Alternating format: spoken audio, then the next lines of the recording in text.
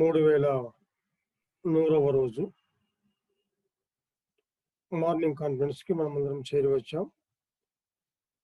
దేవుని సేవకులు తిరుపతి నుంచి విఎస్ శుభోదయ రాజన్న గారు మనకు వాక్యం అందిస్తూ ఉంటుండగా మనం శ్రద్ధగా ఆలకిద్దాం. ఈ సమయాన్ని దేవుని దాసులు శుభోదయ రాజన్నకి అప్పగిస్తుంటాం. అన్న వందనాలన్న. అన్న వందనాలన్నా.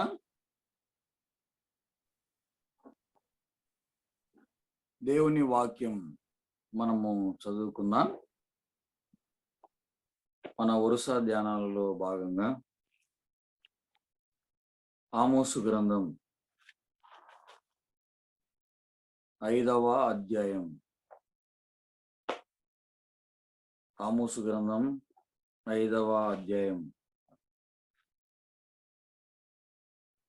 4, 5, 6, 7 వచనాలు మన ధ్యానం కొరకై మనము చదువుకుందాం. ఆమోసు గ్రంథం 5వ అధ్యాయం 4, 5, 6, 7 వచనాలు మన ధ్యానం కొరకై మనం చదువుకుందాం. ఇశ్రాయేలీయులతో యెహోవా సెలవిచ్చినదేమనగా, నన్ను ఆశ్రయించుడి, నన్ను ఆశ్రయించిన ఎడల మీరు బ్రతుకుదురు. బేతేలును ఆశ్రయింపకుడి, గిల్గాలులో ప్రవేశింపకుడి, బెయేర్షెబాకు వెళ్ళకుడి. గిల్గాలు అవశ్యముగా చెరపట్టబడిపోవును, బేతేలు శూన్యమగును. యెహోవాను ఆశ్రయించుడి, అప్పుడు మీరు బ్రతుకుదురు. ఆశ్రయింపని ఎడల బేతేలులో ఎవరును ఆర్పివేయలేకుండా అగ్ని పడునట్లు ఆయన యోసేపు సంతతి మీద పడి దాని నాశనము చేయును. న్యాయమును అన్యాయమునకు మార్చి నీతిని నేలను పడవేయువారులారా. ప్రియులారా, ఈ ఉదయకాల వేళ దేవుని వాక్యాన్ని వేకువజామునే మనం ధ్యానం చేయడానికి ప్రభువు మనలను సమకూర్చాడు. వరుస క్రమములో ఆమోసు గ్రంథాన్ని మనం ధ్యానం చేయడానికి ప్రభువే మనకు సహాయం దయచేస్తున్నాడు. చివరి క్లాస్లో 5వ అధ్యాయం మొదటి 3 వచనాలు మనం ధ్యానం చేయగలిగాం. కన్యక కూలిపోయెను. ఇశ్రాయేలు జనాంగానికి దేవుడు మరొక పేరు ఆపాదిస్తున్నాడు, కన్యక. నిర్గమాకాండములో నా జ్యేష్ఠపుత్రుడు అన్నాడు. ప్రవక్తల నోట కన్యక కూలిపోయెను, అంగలార్పు మాటలు ప్రలాపించిన ఆమోసు ఎప్పుడో 100 సంవత్సరాల తర్వాత జరగబోయే ఈ విపత్తును జరిగినట్లుగానే మాట్లాడుతున్నాడు ప్రవక్త. వారు అన్ని విషయాలలో కూలిపోయిరి. కూలిపోయిన జనాంగం కొరకై అంగలార్చిన ప్రవక్త అని మనము ధ్యానము చేయగలిగాం. ఎట్లా అంటే 1000 మంది బయలుదేరి వెళితే 100 మంది వెనక్కు తిరిగి రావడం, 10 మంది బయలుదేరి వెళితే ఒక్కడు వెనక్కు తిరిగి రావడం, 1%. మిగిలినదంతా నాశనమే.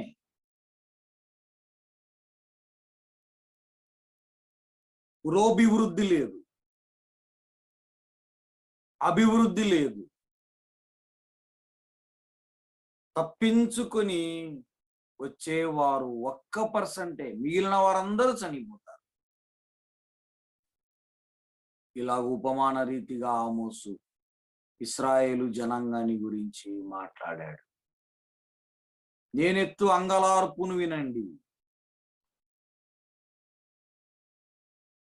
దేవుని ప్రజల నిమిత్తమై అంగలార్చిన వాడు,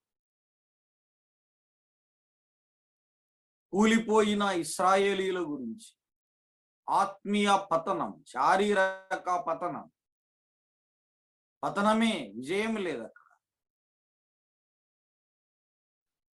వారి విషయమై ఏడ్చిన ఆమోసు కొత్త నిబంధనలో ప్రేమలో కూలిపోయిన సంఘం. అన్నీ ఉన్నాయి గాని ప్రేమ లేదు. సకల వసతులు ఉన్నాయి గాని ప్రేమ లేదు, ప్రేమ లేదు. కొండలను పెకిలించగలిగిన విశ్వాసము ఉన్నను, ప్రేమ లేకపోతే అది వ్యర్థము. ప్రేమలో కూలిపోయిన సంఘాలు అని మనము ధ్యానం చేయగలిగాం. ఈ ఉదయకాల వేళ 5వ అధ్యాయం 4వ వచనములో ఇశ్రాయేలీయులతో యెహోవా సెలవిచ్చున్నదేమనగా, నన్ను ఆశ్రయించండి, కూలిపోయిన ప్రజలారా, పతనమైపోయిన ప్రజలారా, ఇష్టానుసారముగా మీ సొంత నిర్ణయాలతో బ్రతుకుతున్న దేవుని జనాంగమా, నన్ను ఆశ్రయించండి. నన్ను ఆశ్రయిస్తే మీరు బ్రతుకుతారు. ఆశ్రయింపని ఎడలా, ఆశ్రయింపని ఎడలా అనే మాటలు కూడా ఇక్కడ కనబడుతున్నాయి. దేవుడు ఎంత దయామయుడంటే, వారు కూలిపోయినా అయినను నా దగ్గరికి రండి. దేవుడు వారికి ఇస్తున్న గొప్ప అవకాశం. తిరిగి ఆయన దగ్గరికి రావడానికి ఒక మార్గం. నన్ను ఆశ్రయించండి, నన్ను ఆశ్రయించండి, నన్ను ఆశ్రయించండి. కీర్తనల గ్రంథములో మనమందరం ఎరుగు, కొండల తట్టు నా కన్నులు ఎత్తుచున్నాను, నాకు సహాయం ఆయన దగ్గర నుండే. ఆయనే నా కొండ, కోట, ఆశ్రయ దుర్గము అంటాడు. 5వ వచనంలో బేతేలును ఆశ్రయింపకుడి. మనం బేతేలు గురించి 3వ అధ్యాయం 4వ అధ్యాయంలో ధ్యానం చేయగలిగాం. బేతేలు అనగా ఇశ్రాయేలు దేశంలో ఒక పట్టణం. బేతేలును ఆశ్రయింపకుడి. బేతేలులో వీరు ఏర్పాటు చేసుకున్న బంగారు విగ్రహాలున్నాయి. గిల్గాలులో ప్రవేశించకుడి. సరిహద్దు పట్టణం గిల్గాల్. దీనిని కూడా మనము ధ్యానం చేయగలిగాం. ఇక మరొక కొత్త పట్టణం మనకి ఇక్కడ కనబడుతుంది, బెయేర్షెబా. బెయేర్షెబాకు వెళ్ళకుడి. ప్రభువైన యేసుక్రీస్తు దగ్గరికి రాకుండా ఎంత పెద్ద దైవజనుని దగ్గరికి వెళ్ళినా అందులో ఫలితం లేదు. యెహోవాను ఆశ్రయించకుండా ఎంత పెద్ద మందిరానికి వెళ్ళినా లాభం లేదు.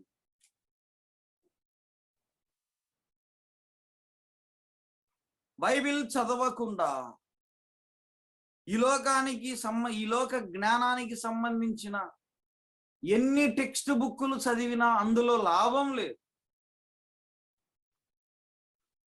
ఇశ్రాయేలీయుల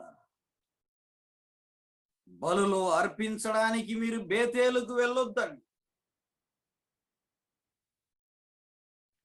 గిల్గాలులో ప్రవేశించకండి. నా దగ్గరికి రండి. బెయేర్షెబాకు వెళ్ళకుడి. బెయేర్షెబాకు వెళ్ళకుడి.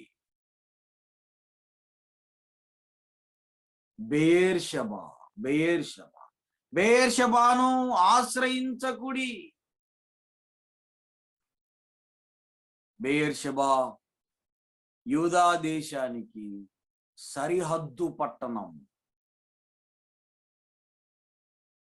బెయేర్షెబా నుండి 100 కిలోమీటర్లు వెళితే అవతల యూదా దేశం కనబడుతుంది. మన పటంలో కనబడుతుంది బైబిల్ వెనకాల. మీరు వెళ్ళొద్దండి. బేతేలును నన్ను ఆశ్రయించండి. నన్ను ఆశ్రయించండి. ఈ ఉదయకాల వేళ బెయేర్షెబా ఆదికాండం ఒక మాట మనం చదువుకుందామన్నా 21వ అధ్యాయం 31, 32, 33 మనమందరం ఎరిగిన వచనాలే. బెయేర్షెబా ఆదికాండం 21వ అధ్యాయం 32, 31 నుండి అక్కడ వారిద్దరూ అట్లు ప్రమాణము చేసుకొనినందున ఆ చోటికి బెయేర్షెబా, వారిద్దరు అనే చోట అబ్రహాము అబీమెలెకు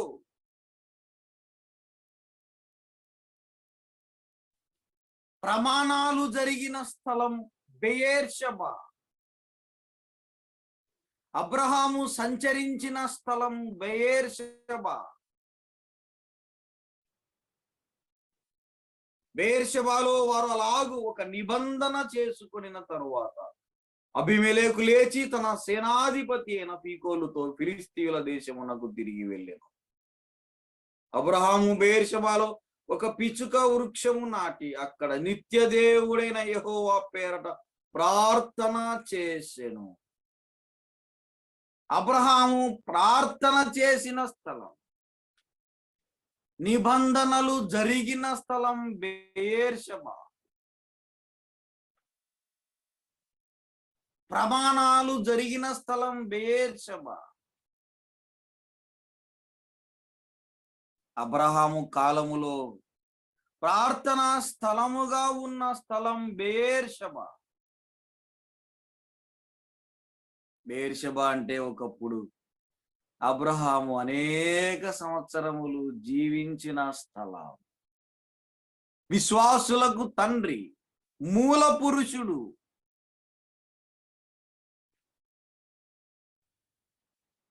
ఇక ఇస్సాకు కాలములో ఇదే బెయేర్షెబా ఎలాగూ కనబడిందంటే ఇదే ఆదికాండము 26వ అధ్యాయము 23, 24 వచనాలలో 26వ అధ్యాయం 23, 24, 25 వచనాలు కలిసి ఉన్నాయి. అక్కడ నుండి అతడు బెయేర్షెబాకు వెళ్ళెను. ఆ రాత్రియే యెహోవా అతనికి ప్రత్యక్షమై, నేను నీ తండ్రి అయిన అబ్రహాము దేవుడను, నేను నీకు తోడై ఉన్నాను గనుక భయపడకుము. నా దాసుడైన అబ్రహామును బట్టి నిన్ను ఆశీర్వదించి నీ సంతానమును విస్తరింపచేసేదను. బెయేర్షెబా ఇస్సాకును యెహోవా దేవుడు దర్శించిన స్థలం. ఇస్సాకుకు ఆశీర్వచనం పలికిన స్థలం బెయేర్షెబా. ఒకప్పుడు బెయేర్షెబా అంటే ఆశీర్వాదానికి మూలం. ఒకప్పుడు బెయేర్షెబా అంటే దేవుడు మాట్లాడుతున్న స్థలం. ఒకప్పుడు బెయేర్షెబా అంటే ఎంతో పరిశుద్ధమైన స్థలం.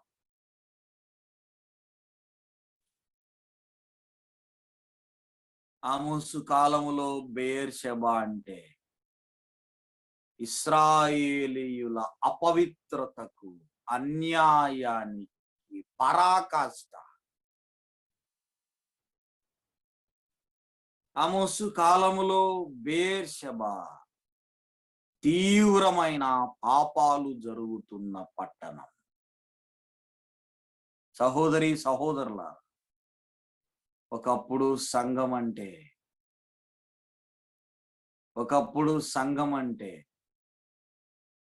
ఎంతో పరిశుద్ధంగా భావించాం. ఒకప్పుడు సంఘం అంటే నీతి, న్యాయము, పరిశుద్ధత, వాక్యము, పాట, కంప్లీట్ గా లోకానికి న్యాయము తీర్చే స్థలముగా ఉండేది. లోకస్తులు ఎవరైనా దుఃఖపడితే సంఘానికి వచ్చి ఆదరణ, రక్షణ పొందేవారు. ఒకప్పుడు సంఘములో విశ్వాసులంటే ఆ వీధికే తలమానికం. ఒకప్పుడు సహోదరి సహోదరులంటే అమూల్యమైన వారు.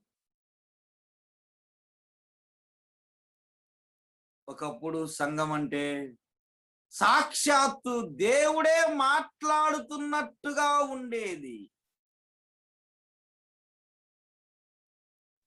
ఒకప్పుడు సంఘంలో వివాహం అంటే చాలా సంతోషంగా గంతులు వేసుకుంటూ వెళ్ళి పాల్గొని ఆనందించి వచ్చేవారం.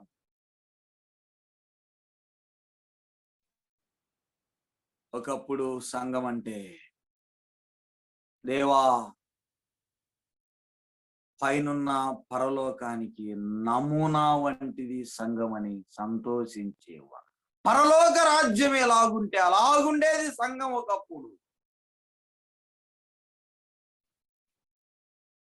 ఒక ప్రశ్న ఏంటంటే, ఈ దినాలలో సంఘం అంటే, ఒకప్పుడు సంఘం అంటే రక్త సంబంధానికి విలువే లేదక్కడ. ఒకప్పుడు బేతేలంటే, ఒకప్పుడు గిల్గాలంటే, ఒకప్పుడు బెయేర్షెబా అంటే సాక్షాత్తు యెహోవానే మాట్లాడు. ఇప్పుడు అదే యెహోవా దేవుడు ఆమోసుతో మాట్లాడిస్తున్నాడు. మీరు బెయేర్షెబాకు వెళ్ళొద్దండి. ఒకప్పుడు మందిరానికి వెళ్తామమ్మా అంటే వెళ్ళండి వెళ్ళండి అని తల్లిదండ్రులు మమ్మల్ని రెడీ చేసి వెళ్ళి పంపించేవారు.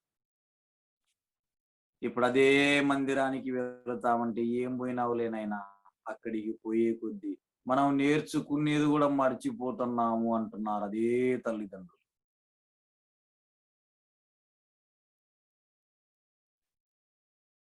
ఒకప్పుడు సంఘం అంటే పరిశుద్ధతకు పరాకాష్ట. మరి ఇప్పుడు సంఘం అంటే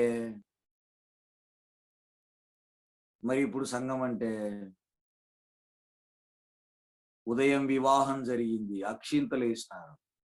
సాయంత్రం బైబిల్ స్టడీ జరగాలి అదే సంఘంలో. అక్షింతల మీదనే చాపలు వేసుకొని కూర్చొని బైబిల్ స్టడీ చేస్తున్నారు. పెళ్లి కొడుకు పెళ్లి కూతుర్లు స్టేజీల మీద పూలదండలు పోసుకొని, అక్షింతలు పోసుకొని, ఆ పూలన్నీ రాలిపోతే వాటిని అలాగూ జరిపి ఆడ టేబుల్ వేసుకొని వాక్యోపదేశకుడు వాక్యం చేస్తున్నాడు.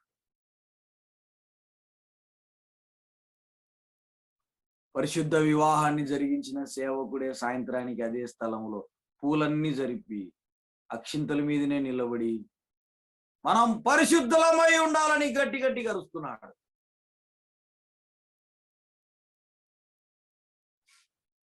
ప్రియులారా, జరుగుతున్న వాస్తవాలు. 20-30 సంవత్సరాల క్రితం సంఘం అంటే మా చిన్న దినాల్లో, బాల్య దినాలలో నంద్యాల స్థానిక సంఘములో ఏ రోజే గాని క్రిస్మస్ రోజు మందిరాన్ని తెరిచిన వారు కాదు. దైవజనులు యేసు ప్రభుదాసు గారు బ్రతికి ఉన్నన్నాళ్ళు ఏ రోజే గాని క్రిస్మస్ రోజు, గుడ్ ఫ్రైడే రోజు మందిరము తెరిచిన వాడే కాదు.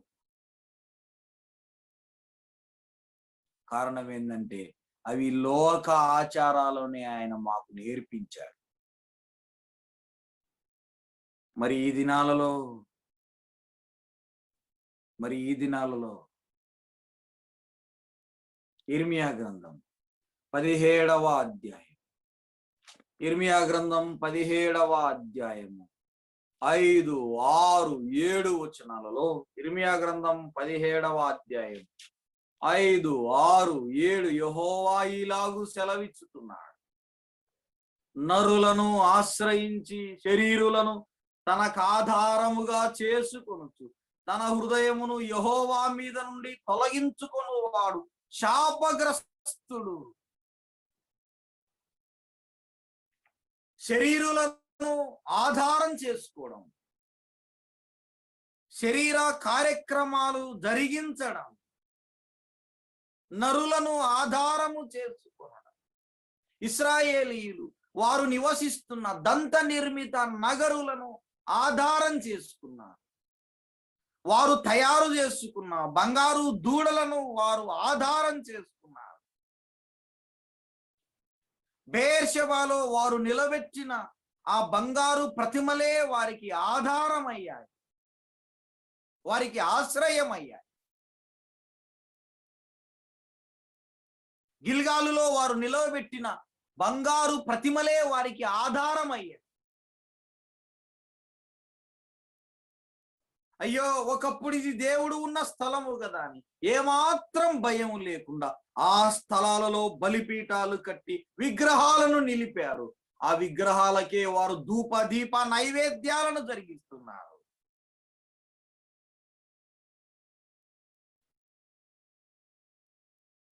శరీర క్రియలను ఆధారం చేసుకుని వారి డంబముల కొరకై 3 దినములకు ఒకసారి వారు దశమ భాగములను అర్పిస్తున్నారు.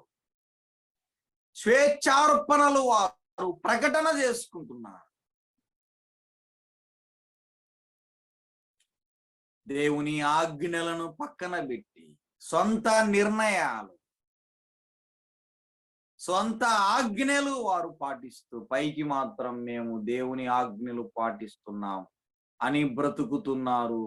ఎఫ్రాయిము సంతతి వారు, యోసేపు సంతతి వారు బెయేర్షెబాలో విగ్రహములను నిలవబెట్టి విగ్రహాలకు వారు పూజ చేస్తున్నారు. విగ్రహాల నిలయమైపోయింది బెయేర్షెబా.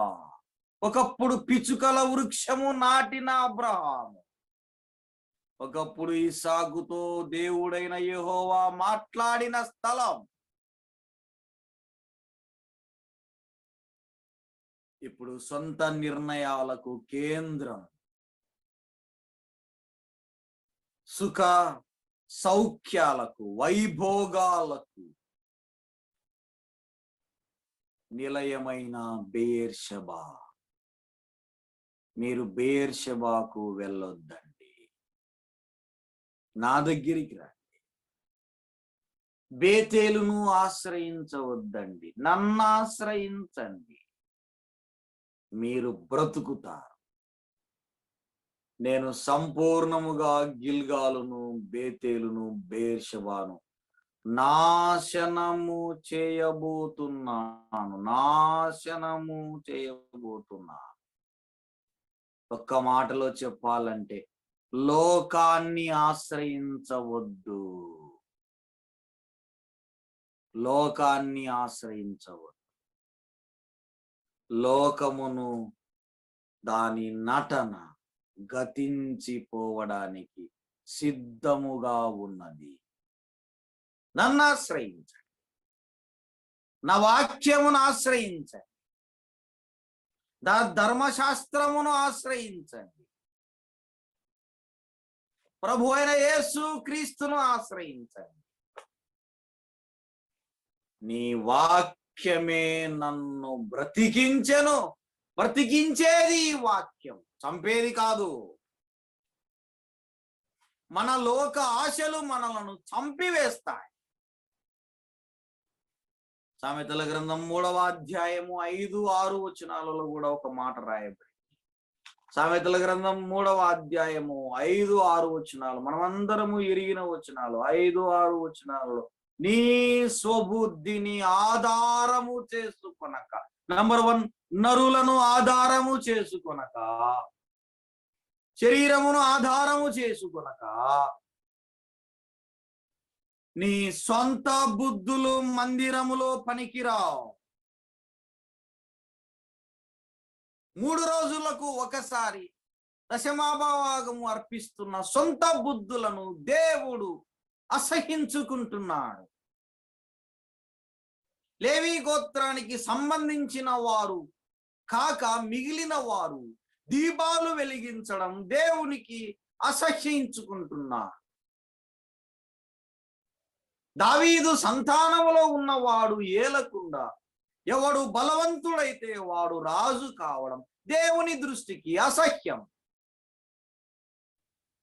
అభిషేకించబడిన వాడు కాక మరొకడు ఇశ్రాయేలు జనాంగాన్ని పరిపాలించడము దేవునికి అసహ్యం. ఎవరు పడితే వాడు పులిపీఠము ఎక్కి దేవుని మాటలు వల్లించడం సంఘములో దేవునికి అసహ్యం. ఏ పరిశుద్ధత లేకుండా రొట్టె విరిచేవాడు సంఘములో ఉండడం దేవునికి అసహ్యం. సొంత బుద్ధులతో ప్రాచీన స్వభావాలు పెట్టుకుని కక్షలు, కలహాలు, మత్తతలు, ద్వేషము, అసూయ పెట్టుకుని బలిపీఠం మీద నిలవబడడం దేవుని సంఘములో దేవునికి అసహ్యం. ఒకప్పుడు సంఘం అంటే దేవుడు ఎంతో ప్రేమించేవాడు. దేవుడు ఇప్పుడు సంఘాన్ని చూసి ఏడుస్తున్నాడు. అయోగ్యులైన వారు అధికారులు అవ్వడం, అర్హత లేని వారు వివరించడం, ప్రార్థన అనే అనుభవాలు లేని వాడు ప్రార్థన గురించి గంటసేపు మాట్లాడడం, కన్నీటి అనుభవాలు లేనివాడు కన్నీరు గురించి మాట్లాడడం, దేవునితో సత్సంబంధాలు లేనివాడు దేవుని తర్వాత నేనే ఈ సంఘములోని ఎక్కి చెప్పుకునేవారు బయలుదేరారు. స్వబుద్ధిని ఆధారము చేసుకొనక, ప్రభువు అధికారము క్రింద లేకుండా ఉండడము దేవునికి అసహ్యం. ఇశ్రాయేలీల జీవన విధానం సొంత బుద్ధులతో నిండిపోయింది. ఇశ్రాయేలీలే కానీ సొంత బుద్ధులు, సొంత బుద్ధి, నా ఇష్టం, సంఘములో ఉంటే ఉండు, పోతే పో, ఇది నా ఇష్టం. లేఖనాలలో ఇలాగూ లేదు కదన్నా అని ఎవరైనా యవనస్తులు పరిశుద్ధంగా జీవిస్తూ అడిగితే, నువ్వెంత, నీ వయస్సు ఎంత, నీ అనుభవం ఎంత, ఉంటే ఉండు, వెళ్తే వెళ్ళ, ఇది ఇంతే, ఇది నా సంఘం, నా ఇష్టం. స్వబుద్ధిని ఆధారము చేసుకున్న ఇశ్రాయేలు జనాంగం ఆనాడు సొంత బుద్ధులతో సంఘాన్ని నడిపే కొందరు సహోదరులు ఈనాడు అంతే, నాడు నేడు. ఇశ్రాయేలీయులకు ఇంత గర్వము రావడానికి ఒక కారణం, వారు నివసిస్తున్న విలాసవంతమైన భవనాలు, వారి దగ్గర ఉన్న డబ్బు, అన్యాయముగా సంపాదించిన డబ్బు, నీతిమంతులను అనగద్రొక్కి పోగేసుకున్న ధనం. మీరు నీతిని అవినీతికి మార్చితిరి, మీరు పేదలను బీదలను నలుగగొట్టితిరి, మంచమిల మీద కూర్చొని మీ యజమానులతో పానము తీసుకొని రండి అని సెలవిచ్చిన భాషాను ఆవులారా, మీరు మంచాల మీద కూర్చొని మీ భర్తలకు ఆజ్ఞలు జారీ చేసే భాషను స్త్రీలారా, మంచాల మీద కూర్చుంటారా మీరు స్త్రీలై ఉండి? కఠినమైన మాటలతో యెహోవా దేవుడు వారితో మాట్లాడుతున్నాడు. మీరు స్త్రీలై ఉండి పురుషులను నిలవబెట్టి మంచాల మీద కూర్చుంటారా? ఇదిగో మీ మీద నేను అగ్ని పడవేయబోతున్నాను. మీరు బేతేలుకు వెళ్ళొద్దండి, మీరు బెయేర్షెబాకు వెళ్ళొద్దండి. డబ్బులున్నాయని ఇష్టం వచ్చినట్టు ప్రవర్తించద్దండి. మీ సొంత బుద్ధులు మానండి. వారు బేతేలును ఆశ్రయిస్తున్నారు, గిల్గాలును ఆశ్రయిస్తున్నారు, బెయేర్షెబాను ఆశ్రయిస్తున్నారు. తిమోతికి రాసిన మొదటి పత్రిక అపోస్తలుడైన పౌలు కొత్త నిబంధన వెలుగులో ఒక మాట మనం చదువుకున్నాం. తిమోతికి రాసిన మొదటి పత్రిక 6వ అధ్యాయము 9, 10, 11 వచనాలు. ధనవంతులగుటకు అపేక్షించు వారు శోధనలోను ఉరిలోను అవివేకయుక్తములను హానికరములనైన అనేక దురాశలను పడుదురు.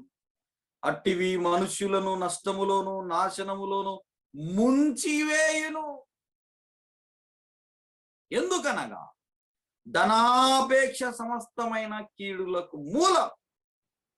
కొందరు దానిని ఆశించి లేదా కొందరు దానిని ఆశ్రయించి విశ్వాసములో నుండి తొలగిపోయారు.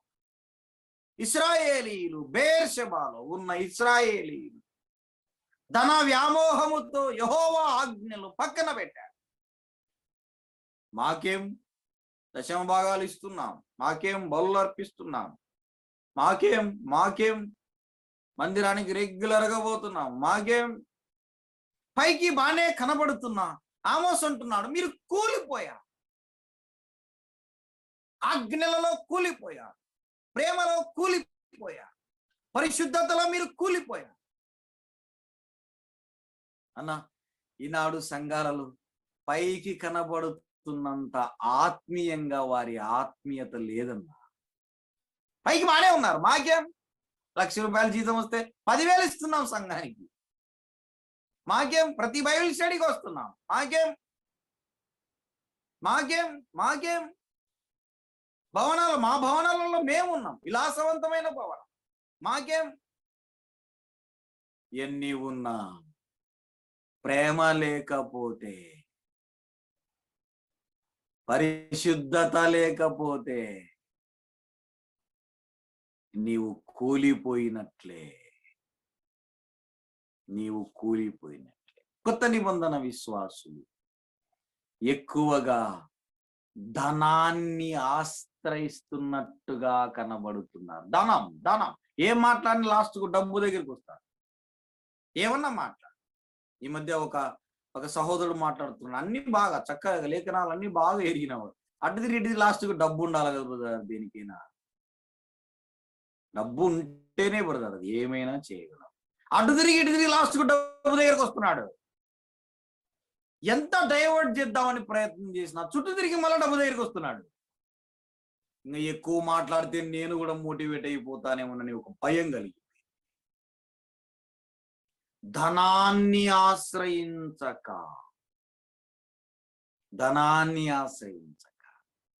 రెండవది కీర్తనల గ్రంథం 96వ కీర్తన 9వ వచనంలో ఒక మాట రాయబడింది. 96వ కీర్తన 9వ వచనం, 96వ కీర్తన 9వ వచనం. పరిశుద్ధాలంకారములు ధరించుకొని యెహోవాకు నమస్కారము చేయుడి. సర్వభూజనులారా ఆయన సన్నిధిని వణుకుడి. యెహోవాను నమస్కరించాలంటే పరిశుద్ధ అలంకారాలను మనము ఆశ్రయించాలి. మన ఆశ్రయం పరిశుద్ధ అలంకారాలై ఉండాలి. పరిశుద్ధతను పాటించాలి. ఆయన పరిశుద్ధుడు గనుక మనమును పరిశుద్ధతను సంతరించుకోవాలి. ఇశ్రాయేలీయులలో ఈ పరిశుద్ధత లేదు. ఏ కోశాన బేర్షెబాలో ఉన్న ఇశ్రాయేలీయులలో పరిశుద్ధత లేదు, అపవిత్రతే. ఏ కోశాన గిల్గాలులో ఉన్న మనష్షే గోత్రీకులలో ఏ కోశాన పరిశుద్ధత లేదు. వారు యెహోవాను ఆశ్రయించకుండా వారి సొంత అలంకారాల మీద వారు ఆధారపడ్డారు.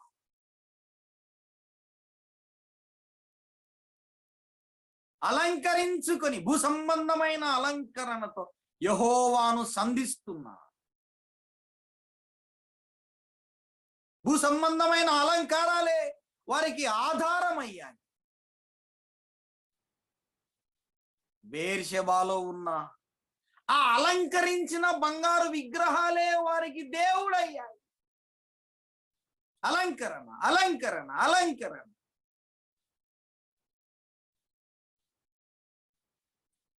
అద్దం ముందు గంట సేపు నిలబడతారన్న,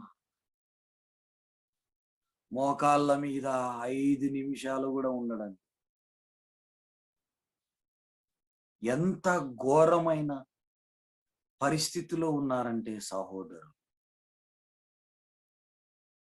ఎంత ఘోరం.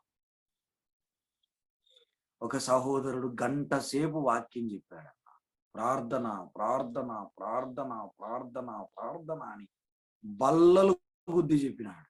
చాలా చక్కగా చెప్పాడు. కిందికి దిగి వచ్చిన తర్వాత భోంచేస్తూ చేస్తూ చిన్నగా మాటలో మాట కలిపి, అన్నా చాలా చక్కగా చెప్పారు ప్రార్థన గురించి, మొత్తానికి నా అంచనా ప్రకారం మీరు దాదాపుగా 3 గంటలైనా మోకాళ్ళ మీద ఉండేటట్టుండారు రోజుకు అన్నారు. తినే తిండి ఆపేసినాడన్న ఆయన. జరిగిన సంభవం ఇది. నా అంచనా ప్రకారం మీరు రోజుకు 3 గంటలైనా సరే, మీరు చెప్పిన బోధ ప్రకారం మీరు 3 గంటలు అయినా సరే కనీసం ప్రార్థనలో ఉండేటట్లున్నారన్నా. మాకంత సామర్థ్యం లేదు, ఏదో గంట సేపు ఉంటున్నామంటే నోట్లో పెట్టుకునే ముద్ద ఆపేసి నాకెళ్ళి చూస్తున్నాడు.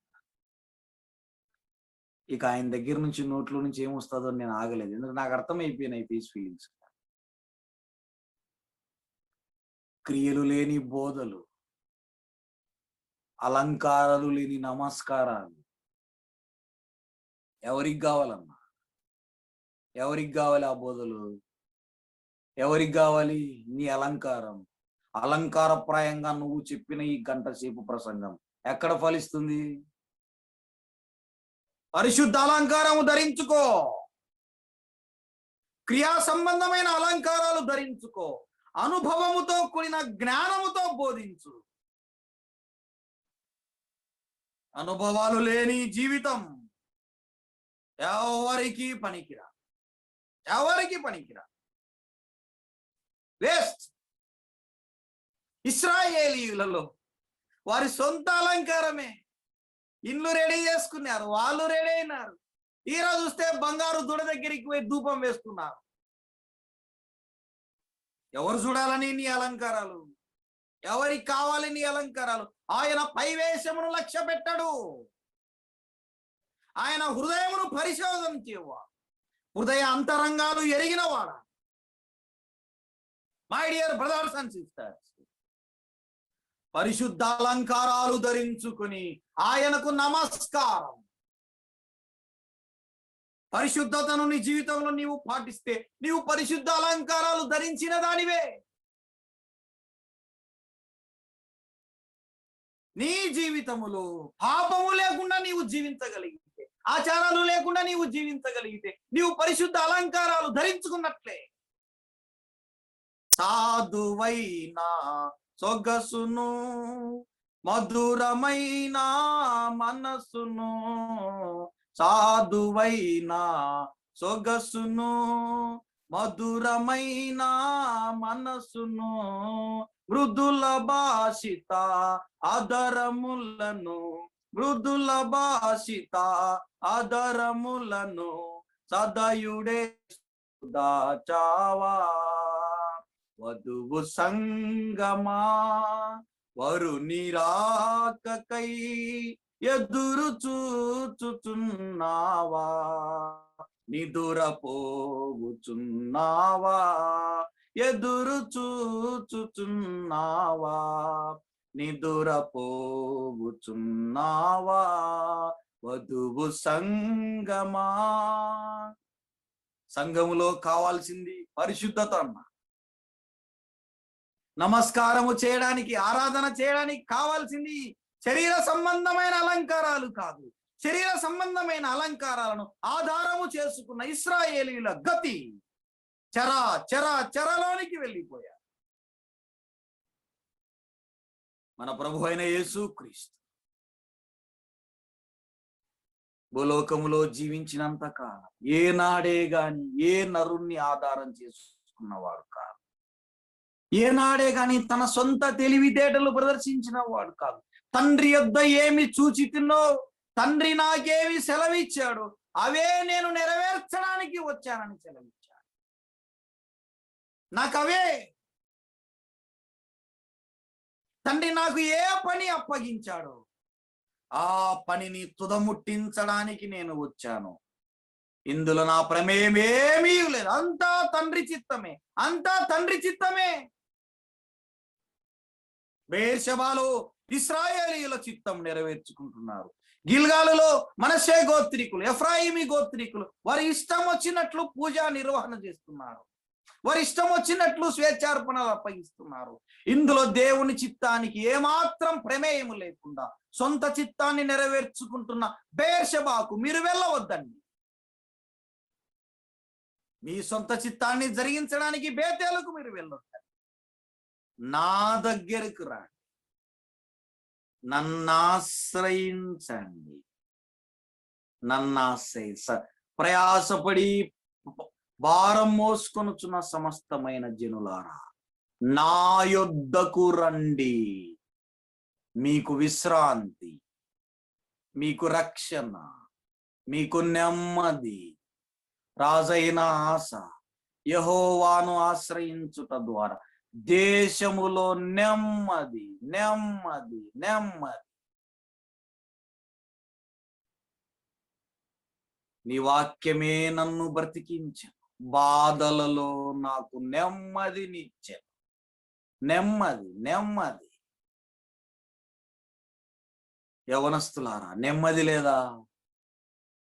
సహోదరులారా, నెమ్మది లేదా? ఆయనను ఆశ్రయిద్దాం. మనకున్న ఐశ్వర్యాన్ని మనం ఆధారం చేసుకోవడానికి వీల్లేదు. మనకున్న ఆరోగ్యాన్ని మనం ఆధారం చేసుకోవడానికి వీల్లేదు. శరీరాలను ఆధారము చేసుకుని యెహోవా మీద నుండి మనస్సును త్రిప్పుకున్నవాడు శాపగ్రస్తుడు, శాపగ్రస్తుడు. శరీరులను ఆధారము చేసుకున్నవాడు శాపగ్రస్తుడు. ఇసుక మీద వాని పేరు రాసుకున్నట్టుగా ఉండును అని రాయబడింది ఇర్మీయా గ్రంథంలో. ఈ ఉదయకాల వేళ నీ ఆశ్రయం ఎవరు? నీ ఆధారం ఎవరు? ఎవరిని ఆశ్రయిస్తున్నావు? ఈ కరోనా కాలములో, ఈ అంత్య దినాలలో, ఈ మహమ్మారి విజృంభిస్తున్న దినాలలో, సంఘాలు మూయబడిన దినాలలో, కాలేజీలు మూయబడిన దినాలలో నీ ఆశ్రయం ఎవరు? ఇంకనూ లోకాన్ని ఆశ్రయిస్తున్నావా? ఇంకా నీకు ఆ బేతేలే కావాలా? ఇంకా నీకు ఆ బెయేర్షెబానే కావాలా? ఇంకా నీకు లోకములో ఉన్నదే కావాలా? లోకము నాశనానికి పరిగెత్తుతున్నది యవనస్తుడా. దాని వెంబడి వెళ్ళొద్దు. దాని నటన ముగింపు చేసే కాలము రాబోతున్నది. దాని వెంటబడి వెళ్ళొద్దు. నేత్రాశ జీవపుటం వదిలే. ఆయనను ఆశ్రయిస్తే నీకు బ్రతుకునిస్తాడు, నీకు జీవమునిస్తాడు. అపోస్తలుడైన పౌలు ఆశ్రయించాడు, సంఘాలు కట్టాడు. శిష్యులు ఆశ్రయించారు, ప్రపంచమంతా సేవ చేశారు. అబ్రహాము ఆశ్రయించాడు, విశ్వాసులకు తండ్రి అయ్యాడు. యాకోబు ఆశ్రయించాడు, ప్రపంచంలో ఆయన పేరు మీద ఒక దేశం ఉంది. ఎందరో భక్తులు ఆయనను ఆశ్రయించారు. మధ్యరాత్రి ధర్మశాస్త్రోపదేశకుడు ఆశ్రయించాడు, శతాధిపతి ఆశ్రయించాడు. నిజముగా ఈయన మనుష్య కుమారుడే అని సిలువ యొద్ద శతాధిపతి ఆశ్రయించాడు, ఆయనను సిలువ వేసిన వాడే. జైల్లో ఉంటూ ఒనేసిము ఆశ్రయించాడు. చెరసాలలో ఉంటూనే ఒనేసిము ప్రభు అయిన యేసుక్రీస్తును ఆశ్రయించాడు. ఎందరో ఆశ్రయించారు. దైవజనులు ఎస్ ప్రభుదాస్ గారు దేవుణ్ణి ఆశ్రయించాడు, విస్తారమైన సేవ చేశారు. భక్త్ సింగ్ గారు దేవుణ్ణి ఆశ్రయించారు, తిరుగులేని సేవ చేశారు. వారు లోకాన్ని ఆశ్రయించిన వారు కాదు, లోకాన్ని త్యజించిన వారు. ఆయన సిలువను ఆశ్రయిస్తే చాలన్నా. నీ కొరకై, నీ పాపాల కొరకై కలువరి సిలువలో వ్రేలాడదీయబడిన ప్రభు అయిన యేసుక్రీస్తును ఆశ్రయిస్తే చాలు. అరణ్యంలో ఇశ్రాయేలీయులు మోసే సర్పమును ఎలాగూ వ్రేలాడదీశాడు, ఆ సర్పాన్ని చూస్తే చాలు వారు బ్రతుకునిచ్చాడు. తాపకరమైన ఆ సర్పమును చూస్తే చాలు. సిలువలో వ్రేలాడదీయబడుతున్న యేసుక్రీస్తును చూస్తే చాలు. ఆయనను ఆశ్రయించుడి, ఆయన బ్రతకనిస్తాడు. ఆయనను ఆశ్రయిస్తే రెండవ మరణానికి మన మీద ప్రభుత్వము లేదు, రెండవ మరణానికి మన మీద అధికారము లేదు. ఆయనను ఆశ్రయిస్తే ఈ లోకములో తిరుగులేదు. సేవలో మనుష్యులను ఆశ్రయిస్తే, సంస్థలు ఇచ్చే జీతాలను ఆశ్రయిస్తే, జీతాలిచ్చే ట్రస్టులను ఆశ్రయిస్తే, పెద్ద కోటీశ్వరుణ్ణి ఆశ్రయిస్తే నష్టము సుమా, కష్టము సుమా. ప్రభు అయిన యేసుక్రీస్తును ఆశ్రయించి యుగ యుగాలు సదాకాలము నీవు జీవించాలని ప్రభు అయిన యేసుక్రీస్తు వాక్యముల నుండి మనతో మాట్లాడుతున్నాడు. అట్టి ఆశ కలిగిన వారు ఎవరైనా ఉన్నట్లయితే ముందుకు రండి. ఈ కాన్ఫరెన్స్ లో వాక్యం ఎరిగిన పెద్దలు, సేవకులు చాలా మంది ఉన్నారు. ఇంకను ఎవరైనా యేసుక్రీస్తును ఆశ్రయించకుండా తన కండబలం మీద, అండబలం మీద, తన ధనం మీద ఉంటే రండి, ఒప్పుకోండి. పాపాలకు విరుగుడు, విమోచన పొంది ధన్యుడవై సంఘములో చేర్చబడాలని మేము మనవి చేస్తున్నాం. దేవుడి మాటలు మన కొరకై ఆశీర్వదించి అనుగ్రహించుచునుగాక. ఓవర్ టు సహోదరులు శామ్యూల్ జాన్. చక్కని లేఖన భాగాలు ఆమోసు గ్రంథముల నుంచి 5వ అధ్యాయంలో నుంచి ఎవరిని ఆశ్రయించాలి, ఎవరిని ఆశ్రయించకూడదు, ఎవరిని ఆశ్రయిస్తే ఆ సంఘములో మనం ఎలా ఉంటామో, ఒకవేళ లోకమును ఆశ్రయిస్తే ఎలా ఉంటామో లేఖనపు వెలుగులో మనకు చక్కగా వివరించారు. బేతేలును, బేర్షబాను, గిల్గాను ఆశ్రయించకండి అని చెప్పేసి చెప్పారు. ఆయన సంఘమును ఆశ్రయించాలి, వాక్యమును ఆశ్రయించాలి, ధర్మశాస్త్రమును ఆశ్రయించాలి, ప్రభువును ఆశ్రయించాలి. ఆయనే ఆశ్రయం. కాబట్టి ఈనాడు ఇట్లా హెచ్చరిస్తే వారిని ఏదో ఒకలాగా చూస్తారు. అవును, ఎవరు ఏమనుకున్నా పర్వాలేదు, కానీ సంఘములో హెచ్చరించేవారు ఉండాలి. వాక్యం ఉన్నది ఉన్నట్లుగా చెప్పేవారు కావాలి. ఆయన ఆశ్రయిస్తే నెమ్మది ఉంది, విశ్రాంతి ఉంది. మనుషులను ఆశ్రయిస్తే ఏమి ప్రయోజనం లేదు. కాబట్టి మనందరి జీవితాల్లో ఆయన ఆశ్రయిస్తూ ఆయన రాకడకు మనం సిద్ధపాటు కలిగిన వారంగా ఉండాలి. వాక్యం అందించినటువంటి దేవుని సేవకులు శుభోదయ రాజన్నకి మనందరి తరపున ప్రేమతో వందనాలు తెలుపుకుంటున్నాం. వందనాలు.